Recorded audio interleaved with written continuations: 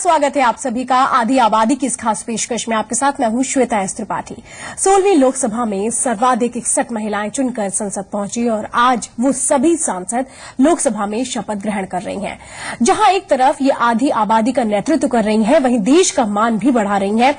इनसे उम्मीदें हैं और इन्होंने कहीं न कहीं लोगों की उम्मीदों को पूरा करके ही ये स्थान हासिल किया है। ये खास है, लेकिन इस वक्त देश में एक और तस्वीर हमें देखने को मिल रही है महिलाओं के खिलाफ बढ़ते अपराध की। एक तरफ तो ये अपने आप को प्रूव करती हैं, दूसरी तरफ महिलाओं के खिलाफ अपराध बढ़ता है, लेकिन ये किस सोच को दिखा रहा है समाज की। आखिर ये समाज की जो सोच है कब बदलेगी, इसी पर बातचीत करेंगे। शुरू करते हैं ये सफर। अहं सुषमा स्वराजः लोकसभाया सदस्यत्वेन निर्वाचितः निश्चयेन परमेश्वरस्य नाम्ना शपे यद् अहं विधिना स्थापितं भारतस्य संविधानं प्रति सत्याम श्रद्धाम निष्ठाम च धारयिष्ये। मैं सोनिया गांधी जो लोकसभा की सदस्य निर्वाचित हुई हूँ, सत्यनिष्ठा से प्रतिज्ञा करती हूँ कि मैं विधि द्वारा स्थापित भारत के संविधान के प्रति सच्ची श्रद्धा और निष्ठा रखूंगी। Sanjay Gandhi, having been elected a member of the House of the People, to swear in the name of God that I will bear true faith and allegiance to the Constitution of India, as by law established. मैं हरसिमरत कौर बादल जो लोकसभा दी member चुनी गई हाँ, ईश्वर दी सौं खांदी हाँ कि मैं कानून राही स्थापित भारत दे संविधान प्रति सच्ची श्रद्धा ते निष्ठा रखांगी।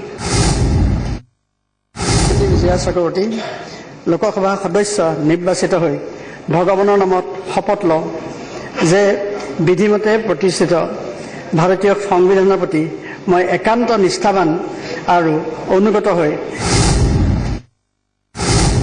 अहम उमा भारती लोकसभायाः सदस्यत्वेन निर्वाचितः निश्चयेन परमेश्वरस्य नाम्ना शपे यदहं विधिना स्थापितं भारतस्य संविधानं प्रति सत्याम श्रद्धाम निष्ठाम च धारयिष्ये। मैं किरण खेर जो लोकसभा की सदस्य निर्वाचित हुई हूँ, ईश्वर की शपथ लेती हूँ कि मैं विधि द्वारा स्थापित भारत के संविधान के प्रति सच्ची श्रद्धा और निष्ठा रखूंगी। मीनाक्षी लेखी लोकसभायाः सदस्यत्वेन निर्वाचिता निश्चयेन परमेश्वरस्य नाम्ना शपे यद्यं विधिना स्थापितं भारतस्य संविधानं प्रति सत्यां श्रद्धां निष्ठां च धारयिष्ये। यही समझने की आज हम कोशिश करेंगे कि एक तरफ जब ये महिलाएं संसद पहुंची, प्रतिनिधित्व करेंगी आधी आबादी का, तो एक तरीके से मन को खुशी होती है, गर्व का एहसास होता है, मान भी बढ़ता है। लेकिन दूसरी तरफ दूसरी तस्वीर जो महिलाओं के खिलाफ अपराध को बढ़ा रहा है, वो देखकर दिल को दुख भी होता है। ऐसी स्थितियां क्यों बन रही हैं, इस पर बातचीत करेंगे। हमारे साथ खास मेहमान है, बीजेपी नेता है अनिला सिंह हमारे साथ। अनिला जी, स्वागत है आपका। और अगर आप भी इस कार्यक्रम में जुड़ना चाहते हैं हमारे साथ, तो कुछ नंबर्स हम दिखाने जा रहे हैं, आप भी हमें राय दे सकते हैं। नंबर है 012025111063, 18001801501525। तो कुछ महिला सांसदों से हमने भी बातचीत की, उनके छुए अनछुए पहलुओं को जानने की कोशिश की। अनुप्रिया पटेल इस बार मिर्जापुर से चुनकर संसद पहुंची हैं। उस जगह से वो सांसद हैं जिसकी गिनती अति पिछड़े इलाकों में होती है। एक महिला सांसद के तौर पर क्या है उनकी योजनाएं, उनसे बातचीत की हमारी संवाददाता शिल्पा पुंडेर ने। साथ मौजूद हैं अपना दल से अनुप्रिया पटेल जी, बहुत बहुत मुबारक। शुक्रिया। अच्छा, ये बताइए, ये बहुत बड़ी जीत कह सकते हैं हम, और ऐसे टाइम में जब माहौल कहते हैं कि राजनीति में महिलाओं की वो इतना ज्यादा उनके लिए कंफर्टेबल पोजीशन नहीं है, ये बताइए ये जीत अपने आप में क्या मायने रखती है? बहुत मायने हैं इस जीत के, क्योंकि जब चुनाव लड़ते हैं हम, तो सिर्फ हमारी और हमारे परिवार की हमसे उम्मीदें जुड़ी नहीं होती हैं, लाखों लोगों की उम्मीदें आपके साथ जुड़ी होती हैं। हजारों आपके पार्टी वर्कर्स होते हैं जो दिन रात मेहनत करते हैं, सोते नहीं है, भूखे रहते हैं और चाहते हैं कि आप जीत जाइए। तो इस जीत के बहुत बड़े मायने हैं। अच्छा, मिर्जापुर में खासतौर से महिलाओं के लिए कुछ सोचा है, कुछ प्लान किया है अभी कि कुछ करेंगे वहाँ पर महिलाओं के लिए खासतौर पर? देखिए, वहाँ पर शिक्षा का बहुत अभाव है, विशेषकर से उच्च शिक्षा का। और इसका प्रभाव महिलाओं के साथ साथ हमारे युवाओं के लिए, पुरुषों के लिए भी है। और आदिवासी और पिछड़े तबकों के लिए शिक्षा के दिशा में मैं ज्यादा काम करना चाहती हूँ। MBA की है आपने, आप एजुकेशन बैकग्राउंड बहुत अच्छा रहा है। फिर राजनीति में जहाँ पर महिलाएं थोड़ा सा संकोच करती हैं आने में, राजनीति में आने की कैसे सोची? राजनीति में आने का सोचा नहीं था। राजनीति में मैं एक्सीडेंटली आ गई हूँ। मेरे फादर की अचानक डेथ हुई और अचानक ही पार्टी के लोगों ने मुझे सौंप दी कमान। तो ये चॉइस नहीं थी, ये डेस्टिनी थी। बम्पर जीत मिली आपको मिर्जापुर से। कार्यकर्ता जैसे आप बोल रहे हैं, उनका सहयोग तो था ही, फैमिली के बिना कहते हैं कि वो जीत अधूरी होती है। फैमिली का किस तरह से support? You know, there's a saying which goes, behind every successful man there is a woman. In my case, I say behind every successful woman there is a man, and the man behind my success is my husband. राजनीति की वो सुनते ही वो image आती है कि रैलियां, भाषण, ये सब। ये बताइए दिनचर्या क्या रहती है, आप किस तरह से रहता है? घर में खाना वाना भी कभी बनाती हैं?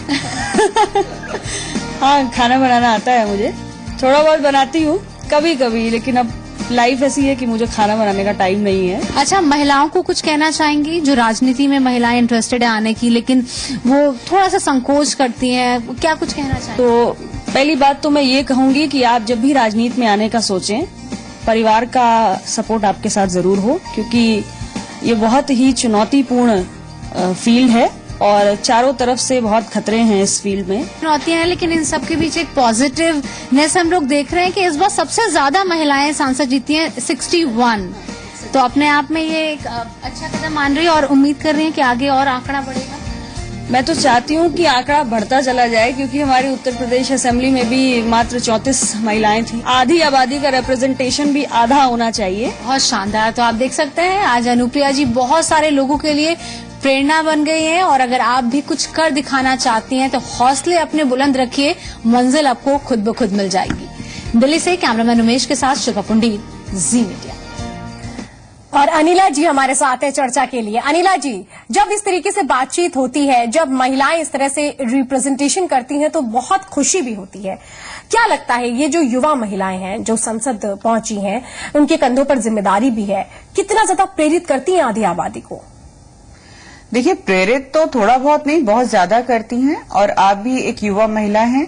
कहीं ना कहीं हर युवा महिला जो राजनीति से प्रभावित रहती है, उसके मन में ये आता है कि जब वो कर सकती हैं तो मैं क्यों नहीं कर सकती हूँ। पर कई बार बहुत सारी चीजें इसमें आड़े आ जाती हैं। जैसे अभी अभी अनुप्रिया पटेल जी ने कहा, कई बार परिवार जो है वो सहयोग नहीं करता है, कई बार फाइनेंशियल कारण भी हो जाते हैं, बहुत से कारण हो जाते हैं जिनकी वजह से वो आगे नहीं आ पाती हैं। पर मुझको ये लगता है आज के जमाने में 21वीं सदी में ज्यादा से ज्यादा लड़कियों को, महिलाओं को हमें बिल्कुल प्रेरित करना चाहिए और उन्हें सामने आना चाहिए। जितनी ज्यादा महिलाएं राजनीति में आएंगी, उतना ही ज्यादा मुझे लगता है समाज का सुधार होगा। और आप अगर इतिहास के पन्ने भी पलटकर देख लेंगी, चाहे वो प्राचीन काल से मध्यकाल और फिर आधुनिक भारत में भी आप देख लें, महिलाओं ने हमेशा ये प्रयास किया है कि वो कंधे से कंधा मिलाकर हर क्षेत्र में पुरुषों के साथ वो खड़ी हों। चाहे जब हम आजादी की लड़ाई लड़ रहे थे तब का भी आप देख लीजिए, महिलाएं कहीं पीछे नहीं रही थी। चाहे वो स्वराज के लिए हो, चाहे वो क्विट इंडिया एक्ट हो, चाहे कुछ भी रहे, हर जगह वो साथ में रही हैं। और 1946 में जब कॉन्स्टिट्यूएंसी का इलेक्शन हुआ था, तब भी आप देखिए बहुत सारी महिलाओं ने, हमारे देश की महिलाओं ने उसमें भागीदारी ली थी। तो उसमें भी वो वहां पर कॉन्स्टिट्यूएंसी असेंबली में भी पहुंची थी। और आजादी के बाद भी जो महिलाएं जो हैं, चाहे वो हंसा मेहता रही हों, चाहे अरुणा आसफ जी रही हों, बहुत सारी महिलाएं ऐसी रही हैं कि जो लगातार जो हैं, चाहे वो कॉन्स्टिट्यूशन का फ्रेमिंग करनी हो, उसमें भी उनका सहयोग बना रहा है। तो हम ये नहीं कह सकते कि भारतवर्ष में महिलाओं में किसी प्रकार की प्रतिभा की कमी है। कमी ये है कि जैसे अगर मैं राजनीतिक पार्टियों की भी बात करूं, इच्छा जरूर है, इच्छा है, इसीलिए शायद सभी राजनीतिक पार्टियों में विंग सेल्स बना दिए गए, महिला मोर्चा बना दिए गए हैं। पर इच्छा शक्ति कितनी है महिलाओं को आगे लाने के लिए, ये बहुत अच्छी बात आपने यहाँ पे कही है।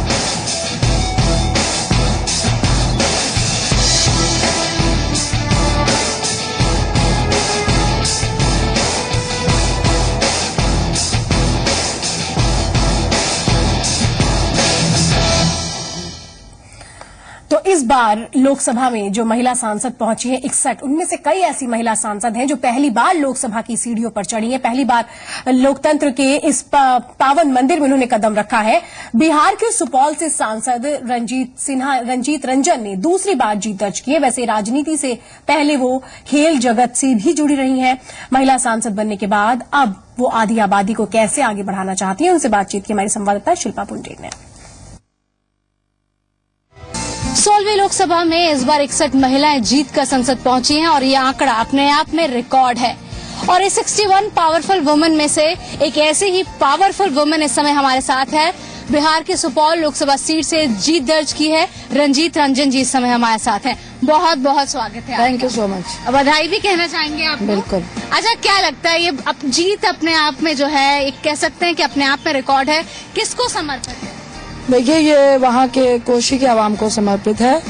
हम लोग 9 में भी चुनाव मैंने वहीं लड़ा था और जब मैं एमपी बनी थी तो सहरसा और सुपौल दोनों मेरे साथ था। हम लोग लगातार जाते रहे, कम्युनिकेशन हम लोगों का बहुत स्ट्रांग था और ये जीत मैं उस आवाम को, अपने वर्करों को और वहाँ के लोगों को समर्पित करती हूँ। आप बताइए, आपका एक्सपीरियंस कैसा रहा और क्या कहना चाहेंगी? जब मैं फर्स्ट टाइम एमपी बनी, पार्लियामेंट आई, बहुत एक्साइटेड थी, लेकिन यहाँ आके इरिटेट हुई कि अरे हम क्या समझते हैं और क्या गरिमा है और किस तरह से कुछ पार्लियामेंटेरियंस ही हों, कुछ पॉलिटिशियन ही हों, किस तरह से ट्रीट करते हैं। लेकिन धीरे धीरे उन लोगों को भी देखा, उन लोगों को वो भी देखा जो हम लोग पे फेथ करते हैं। देखो, आप कोई भी कंस्टिट्यूंसी हो, लीडर आपका एक ही बनेगा, एमपी एक ही बनेगा। तो ये बात न्यू जनरेशन को, यंगस्टर्स को भी समझनी है कि हम नहीं तो कौन। यंग जनरेशन के साथ साथ वुमेन को और आना चाहिए। अच्छा, ये बताइए 61 का आंकड़ा है इस बार जो संसद में पहुंची है महिलाएं, आंकड़ा बढ़ सकता है आगे आने वाले टाइम में? एक बहुत महान लेजेंड ने लिखा था कि पुरुष अगर महिला से कंपेयर भी करता है तो वो उसका बचपना है। मैं उस चीज को फोकस करती हूँ। अच्छा, ये बताइए राजनीति में आना कैसे हुआ, महिला होने के नाते, और इतना स्ट्रॉन्ग कदम कैसे सोचा? देखिए, मैं शादी से पहले स्पोर्ट पर्सन थी, अभी भी हूँ। लॉन टेनिस खेलती थी, 1 to 20 रैंक में थी नेशनल। शादी हुई और मेरा सिनेरियो बिल्कुल चेंज हो गया, स्पोर्ट्स के फील्ड से बिल्कुल पॉलिटिकल फील्ड हो गया। क्या सोचना है मैम? देखिए, मैं यही कहूँगी कि बहुत प्लान है। अपने क्षेत्र के लिए मेरा फ्लडेड एरिया है, नेपाल से जुड़ा हुआ एरिया है, आधी आबादी बाढ़ से प्रभावित रहती है, वहाँ रोड की कमी है, बिजली की कमी है, अच्छी एजुकेशन की जरूरत है और महिलाओं को स्ट्रॉन्ग करने की। अच्छा, बहुत सारी महिलाएं जो आपको सुन रही होंगी, उन्हें क्या कहना चाहेंगे? मैं यही कहना चाहूंगी और दिल से कहना चाहूंगी, आप हस्बैंड का रिस्पेक्ट करें, पुरुष का रिस्पेक्ट करें, लेकिन आप इंडिपेंडेंट नहीं हो उन पर, डिपेंड नहीं हो उन पर। अपना अस्तित्व हमें नहीं भूलना चाहिए। हमसे बात करने के लिए बहुत बहुत धन्यवाद। तो आप देख सकते हैं, साफ कहना है रंजीत रंजन जी का कि अगर आप में जज्बा है, आप में वो कुछ कर दिखाने की शक्ति है, तो आपका कैसा भी बैकग्राउंड हो, आप कुछ भी कर सकती हैं, कुछ भी पा सकती हैं। दिल्ली से कैमरामैन उमेश के साथ शिल्पा पुंडेर, जी मीडिया। अनिला सिंह है हमारे साथ, बीजेपी नेता स्टूडियो में। अनिला जी, अभी आपने यहाँ पर रंजीत रंजन जी ने जो एक बात कही वो आपने भी सुनी होगी, अपना अस्तित्व हमें हमेशा ही बनाकर रखना चाहिए। एक महिला हमेशा ही अपना अस्तित्व बनाकर रखती है, लेकिन उसके खिलाफ जो अपराध बढ़ रहे हैं, उन तमाम चीजों के बीच में कैसे वो खुद को सुरक्षित रखे, कैसे अपने कदमों को बाहर बढ़ाए और कैसे अपना विश्वास कायम रखे? आप बिल्कुल ठीक बात कह रही हैं कि ये सारी चीजें पढ़ने, देखने, सुनने में बहुत अच्छी लगती हैं कि महिलाओं का सशक्तिकरण होना चाहिए। महिला भी चाहती हैं कि उनका सशक्तिकरण होना चाहिए, पर कैसे हो? ठीक है, आप बहुत सारी सुविधाएं देते हो, तो क्या वो सुविधाएं क्या वो ले पाती हैं कि नहीं ले पाती हैं? सबसे बड़ा प्रश्न तो यही होता है। तो मुझे लगता है कि कहीं ना कहीं हमें और कानूनी रूप से और लेजिस्लेटिव रूप से महिलाओं को सशक्त करना पड़ेगा। जैसे आपको मैं बताऊं कि ग्रास रूट लेवल पे देखिए, सरकार ने जो रिजर्वेशन, वुमेन रिजर्वेशन कर दिया, तो उसमें पंचायती राज में और इन सब में देखिए किस प्रकार से वुमेन रिप्रेजेंटेशन बढ़ गया। पर उसमें भी अगर आप बहुत गहराई में जाएंगी तो आपको पता चलेगा कि भैया महिला बना तो दी गई हैं, पर काम काज उनके पतिदेव सारा कर रहे हैं। अगर उनसे परिचय भी होता है तो वो ये कहते हैं कि भाई वो प्रधान मेरी पत्नी है, पर काम मैं देख रहा हूं। और ये बिल्कुल आपको मैं अरे अनिला जी, एक और बयान आ रहा है, बाबूलाल गौड़ का विवादास्पद बयान दिया है, सुनते हैं जरा। एक्सीडेंट में मृत्यु के शिकार होते हैं। एक तो ये ट्रैफिक सेंस जो है बहुत लोगों को समझ नहीं आता।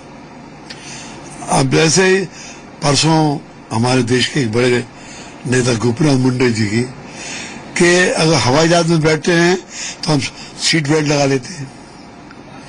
अगर यहाँ जनता को हो ड्राइवर को सीट बेल्ट लगा दो, कोई लगाने को तैयार नहीं होगा, ना मंत्री लगाने को तैयार है।